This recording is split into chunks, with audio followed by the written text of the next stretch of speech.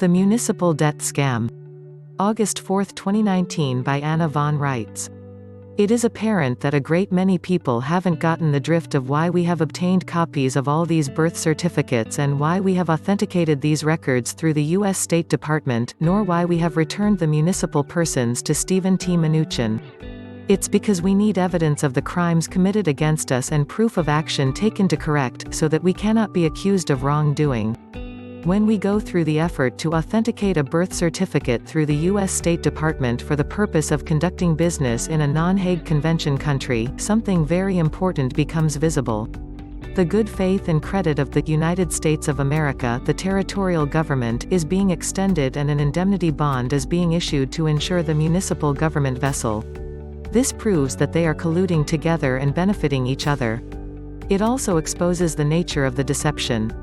It is designed to make it appear that we are acting as our own creditors, as if the United States of America is the same as the United States of America. And it's not. In fact, the municipal United States is $25 trillion in debt to us.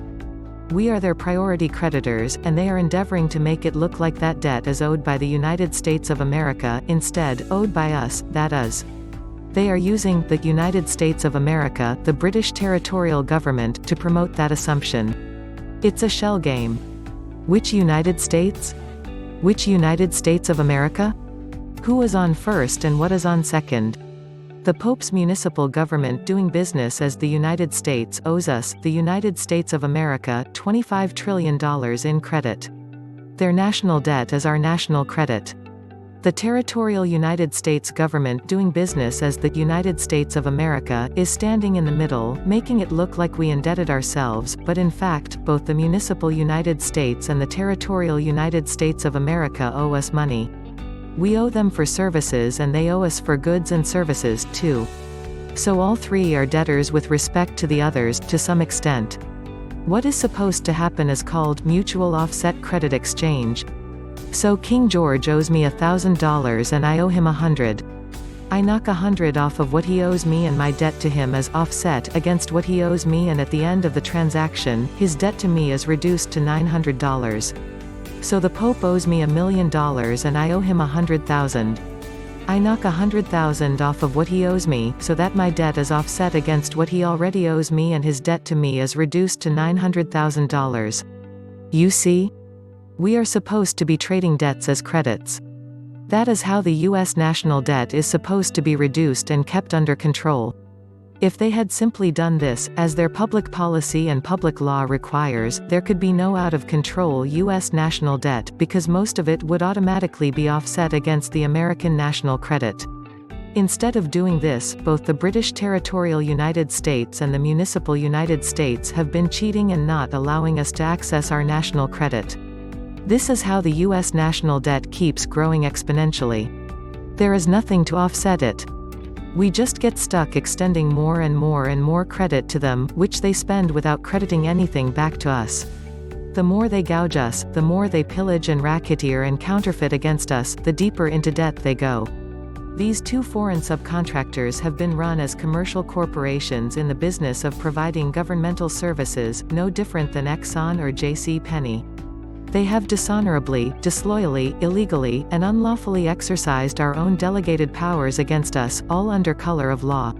They have planned to pretend that the United States of America no longer exists, and that all our national credit is abandoned funds. Meanwhile, they would use their own immense national debt to plead bankruptcy and pour mouth for new taxes, like carbon taxes.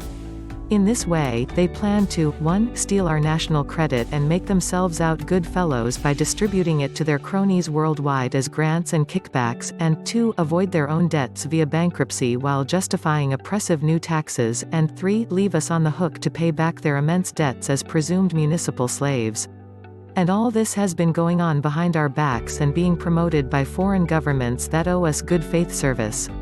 The rest of the nations in the United Nations have been looking forward to feasting on our national credit, and our gold and our land, and that anticipation is what the perpetrators have used to try to buy off all the other nations to participate in this gang criminality, all the while spouting the most sanctimonious bull crap about goodwill and brotherhood and caring for the poor. Why not? What does it cost them? They did the same thing in the 1960s to get the clueless county governments to go along with their criminality, promising federal block grants and other payola inducements to those counties that voluntarily incorporated as federal franchises, while never disclosing the fact that the county's own resources and assets would be taken under foreign title and used as the source of these federal grants. And if nobody knows what they did, there is nobody to oppose it. Now they are trying to use our national credit to buy off the other governments of the world and subsume them all into one world government under the control of these same ruthless con men, criminals who blather about establishing a meritocracy to oversee this proposed planetary empire of criminals and fools. So, that's the scoreboard. Is it the Pope or the Pontiff on first base? The Queen Elizabeth II or Her Britannic Majesty on second base? The President of the United States of America or the President of the United States on third? What you all need to understand is how we have been played and by whom, what their game is, how they play it, and what it takes to put an end to it. These people are liars, masters of deceit, and most of them are deluded into thinking that this is about national security, or the true faith, or other noble causes that justify noble lies, when in fact there is no such thing as a noble lie, and all this conundrum is about nothing more than greed and ignoble aims, betrayal of trust, and bank fraud.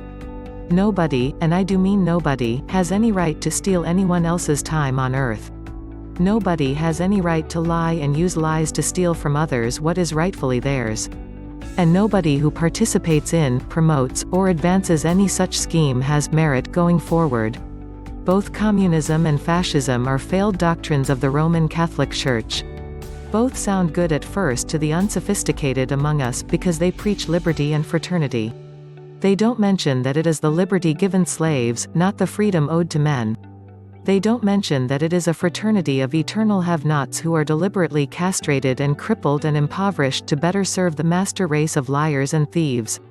We have no reason to ever go back and visit the horrors of any world war, nor to test out the economics of either communism or fascism again, both of which reliably end in the criminals trying to kill off their priority creditors, which is, not coincidentally, precisely what has been planned for us, with their 800 FEMA camps and billions of rounds of ammunition distributed to the alphabet soup agencies. The reason that the communists and the fascists kill millions of people is to avoid paying back their own debts.